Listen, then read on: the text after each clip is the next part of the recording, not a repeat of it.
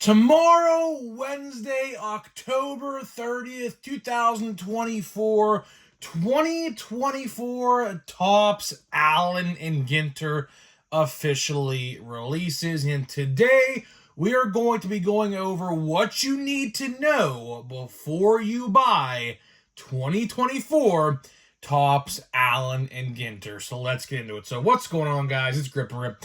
And before we get into the video today, let's plug the giveaway as usual. So at 10,000 subscribers, we are giving away hobby packs of the newest product available at the time. All you got to do is be subscribed, like this video, turn on the post notifications for all the content you see on the channel. And last, but certainly not least, leave a comment in the comment section of this video and countless other videos on what has been your favorite moment this baseball season. I will pick the winner once we hit the goal of 2024, which is 10,000 subscribers, which we're not too far off. We're I think 60 off or something like that. So should be pretty cool there to finally hit the goal of 2024. So let's get into it, right? So today, we're really only going to cover two formats because there's really actually four. But the ones we're not going to cover are the Fat Pack, which the Fat Pack, I mean, it's going to be what? $7, $7.99, $6.99. I can't find any information anywhere, literally anywhere. I looked everywhere for Fat Pack information because typically, with other products, not necessarily this one, they like to put something in there that's a guarantee. Well, I literally can't find anything. Now, with the retail box is gonna be, I believe, $85. There's 24 packs in there.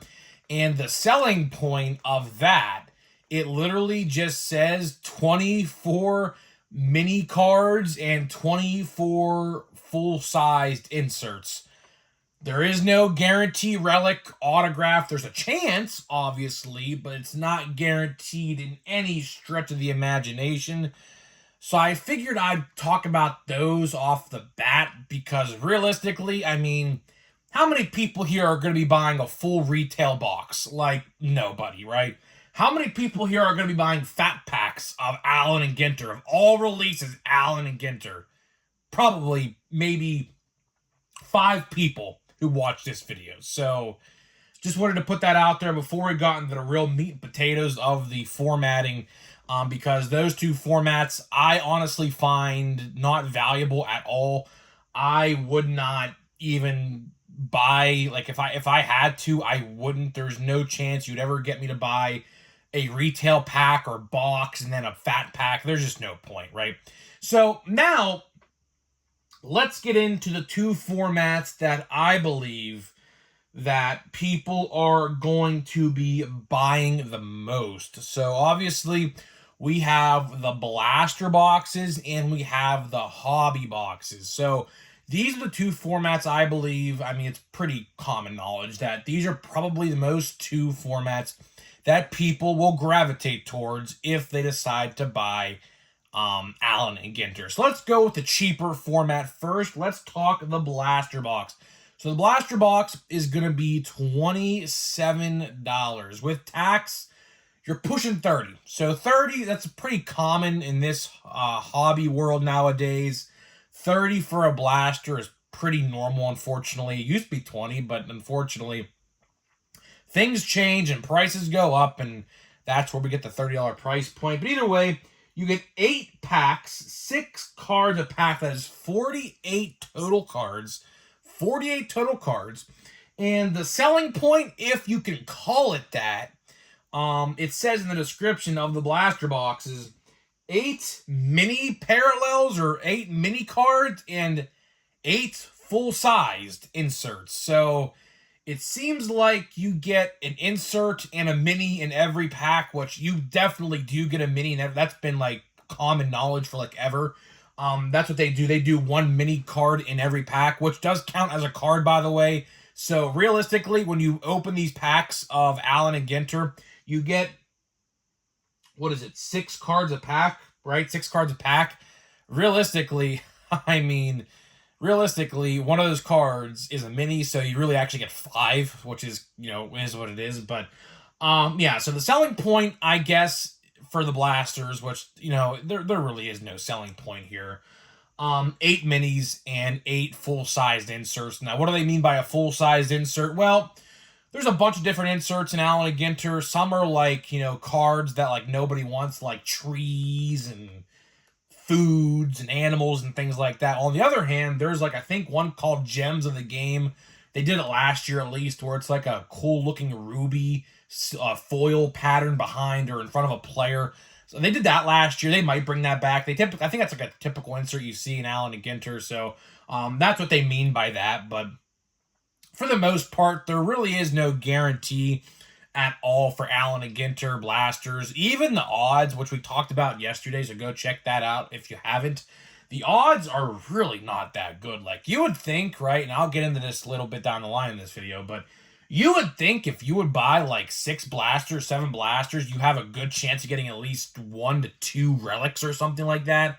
But it's not the case at all. It is not the case at all. So with that being said, let's get into the format that does give you guarantees, which is the hobby box. Of course, the hobby box is going to be $120. Now, that is very subjective. I say this with every watch before you buy video I do. The price of a hobby box is very, very subjective because one hobby store you go to might sell it for $115, for example. On the other hand, if you go across town to another hobby store, they might be selling it for $130, $135. So it's very, very, very subjective with that price. Now, if you do go and buy it on like Topps.com or Fanatics.com, they will, of course, honor like the normal price.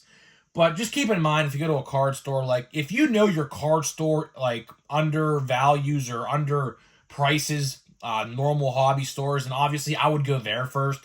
But if you have a card store that like tries to up the price a little bit, I would probably think twice. That's all I'm going to say. But either way, here's what you get. Here's what you get in a hobby box. You get 24 packs, 8 cards a pack. That's 192 total cards. 192 total cards. Not bad. I believe the checklist is 200, I believe. So that is pretty solid. I mean, with minis and inserts aside, you're probably completing at least 75% of the checklist, you would think, with one box. So that's not terrible at all, because obviously completionists always try to find the best bang for their buck when it comes to completing the set as efficient as possible. Not terrible. Not terrible. You would probably need to buy at least probably a blaster box or a couple fat packs or something like that as well to complete the set if you are a completionist, which I know I have a ton of people who watch me who do say time to time that they like to, complete the entire checklist from like 1 to 200, for example. So, this would probably be a good start to knocking out that goal. Now, like I said, you'd probably have to buy at least one blaster or at least 3 to 4 fat packs, maybe 5, 6, if that. So, keep that in mind, of course, when you are trying to complete the set.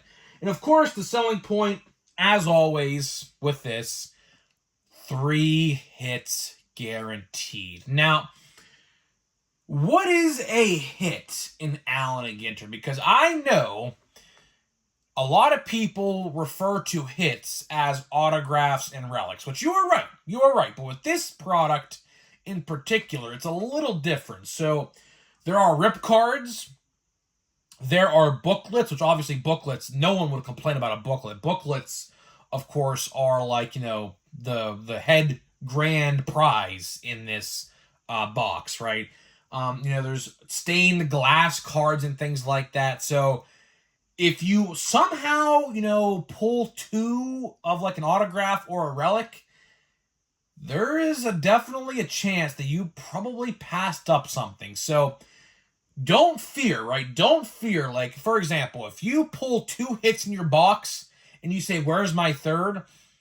Just, be patient and look through your cards, because realistically, there are quote-unquote hits in this product that you probably wouldn't call a hit in other products, but, in this product it is, right? So, but for the most part, though, I mean, in order to pull a booklet, I mean, booklets, obviously, relic and autograph booklets, those are very, very hard to pull. Those are like one in like, I think last year it was like 100,000 packs or something like that. So they are pretty rare to pull. So, there's a chance you pull a rip card, which, rip cards, I mean, most of the time when you pull a rip card, it's always just a short print mini in there, so they do unfortunately call those hits. So if you do get a normal autograph and a relic and a rip card, that's unfortunately your third hit.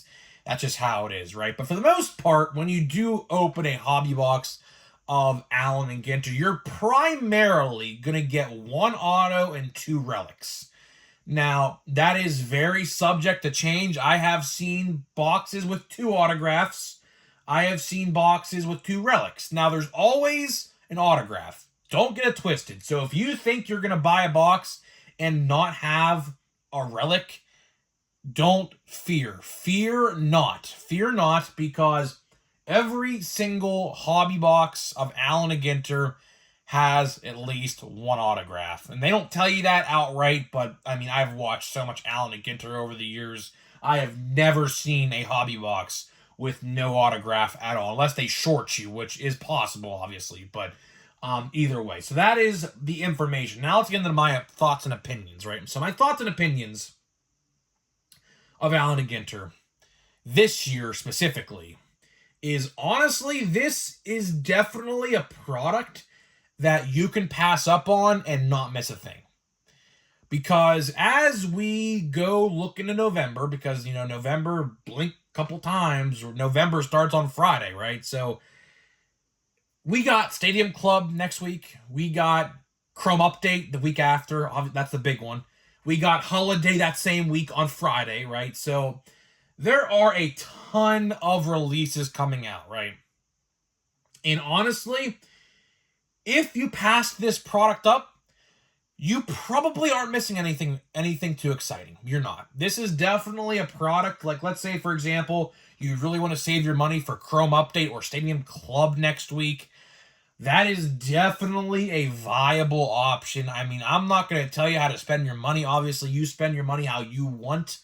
But there's definitely going to be people who just don't buy this product to save up for other releases. And that's honestly the Topps to blame. Because if they released this product like sometime other than like right now, it probably would sell a little bit better than what it's going to. Not just Topps just being grossly incompetent in releasing these products literally 1 week after the next, and then the 1 week there's two releases, which is ridiculous, right? But that's just unfortunately how it goes. But I'm going to be buying a hobby box. That is definitely the way to go. I said this yesterday and I'll say it again today. If you're going to buy like 5 or 6 blaster boxes at your local Walmart or Target, what are you doing? What are you doing? There is absolutely no point in doing that. If you're going to be buying countless blaster boxes, which there will be some people that do that, you would be surprised. There will be some people out there who go to a Walmart or Target if they have a card store in their area. Like, I'm fortunate, I have 3 in my area, which is kind of crazy because really most people only have 1. I have 3, believe it or not. But either way, some people will go to their Walmart and Target or Barnes & Noble or whatever and buy like 4, 5, 6 blasters, and with that price, you can go buy a hobby box. So if you do plan on buying this product and at least $100+ of it, go do yourself a favor and buy a hobby box. There is no reason at all, if you are buying that much, to be buying retail. Now, if you just want to buy one blaster just to try out the product and just see what it's all about, and that's a viable option. That is definitely a viable option, a blaster box, and you say, you know what, I'm done. I'm saving my money for Stadium Club next week or Chrome Update the week after or Holiday that same week, right? So any option with that is a good option, right? So either way, I'm going to be buying a hobby box. It's really the only sensible way to, excuse me, losing my voice here, geez. Only sensible way to buy this product is a hobby box. You get 3 hits, whether that's 2 autos or 1 auto, 2 relics, autographed relic, or 2 base relics with 1 autographed relic, or whatever combination of hits they put in your box.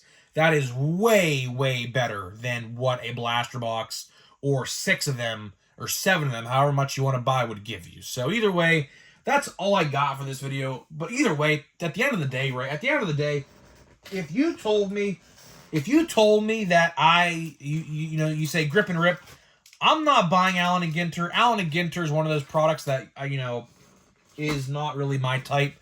Honestly, I wouldn't blame you. Honestly, I wouldn't blame you at all. I mean, Allen and Ginter, realistically, a Paul Skeens Allen and Ginter card on eBay probably going to cost you $5 at the end of the day. $5, $6, $7 max.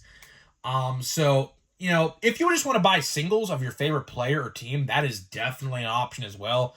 So you never know. But either way, guys, I'm getting out of here. But before we get out of here, we're going to open this pack of update. But before we do that, let me tell you about today's sponsor of the video. So this video today is sponsored by SeatGeek. SeatGeek is the official ticket market of Major League Baseball. And we have partnered up to deliver huge savings for you guys who watch my videos. So click the link down below, download the app today, use my promo code GRIPANDRIP. That is promo code GRIPANDRIP at checkout to save $20 off your first order. Again, $20 off your first order. The code will not work if you haven't or have already bought through SeatGeek before. So big thank you to SeatGeek for sponsoring my video. Now, let's get into a pack of update. You know what? I was noticing something. I was looking at my Skeens cards, because I have all my Skeens cards, close to each other. I have actually not yet, believe it or not, I have not pulled a Paul Skeens base rookie card yet. Now, I pulled every other version of it. I pulled the All-Star. I even pulled this Halloween card. Well, quote-unquote Halloween. Now, if you don't want to call this Halloween, I don't blame you. This is not really Halloween, but I even pulled that. I even pulled the All-Star version. I pulled the rookie debut. I have not pulled a Paul Skeens base card yet. So can we get the official Paul Skeens base card in this pack? Or at least these other packs I have like 4 or 5 packs left after this. So can we pull something, man? Let's see. Let's see what we got here. Honestly, only really looking for Paul Skeens at this point, because that's, obviously my guy that I PC. But either way, here, let's see. We do have more update coming, by the way, guys. So this is not the end of the update for me. I am going to be buying Jung-Ho Lee. That's a good one. Looks like we have an all-base pack here, man. That's kind of depressing, to be honest. Yeah, all-base pack. That's kind of depressing. Dang. I talked about this yesterday. I'll say it again, man. I'll say it again. I don't know what your guys' hobby boxes are looking like, but I have not pulled, get this, I have not pulled a singular, icy shimmer green, red, orange at all. At all. Which is kind of weird, because you typically always pull at least one. So yeah, that's kind of depressing. We have 3 more packs left, but I don't know, man. Luck is probably not on our side. So either way, guys, I'm getting out of here. Let me know what you think about Allen and Ginter, and I'll see you guys in the next one.